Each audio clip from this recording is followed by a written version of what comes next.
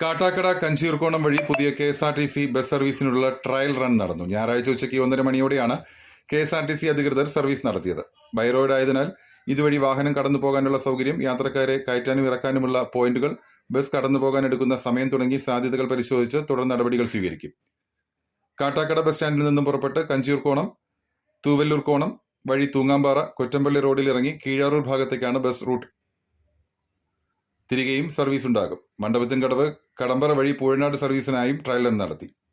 കഞ്ചീർക്കോണം residence അസോസിയേഷന്റെയും പ്രദേശവാസികളുടെയും ആവശ്യം പരിഗണിച്ചാണ് നടപടികൾ വേഗത്തിലാക്കുന്നതെന്ന്, ഈ റോഡിലെ ഇരുവശത്തുമുള്ള അനധികൃത വാഹന പാർക്കിംഗ് മാറ്റാനുള്ള നടപടി സ്വീകരിച്ചിട്ടുണ്ടെന്നും കേരള കോൺഗ്രസ് ബി കാട്ടാക്കട നിയോജക മണ്ഡലം പ്രസിഡന്റ് അമ്പലത്തിൻകാല ഉണ്ണിക്കുട്ടൻ പറഞ്ഞു. KSRTC Kattakada controlling inspector Bijukumar, depot AD Anilkumar, ഡ്രൈവർമാർ, കണ്ടക്ടർമാർ, മറ്റു ഉദ്യോഗസ്ഥരും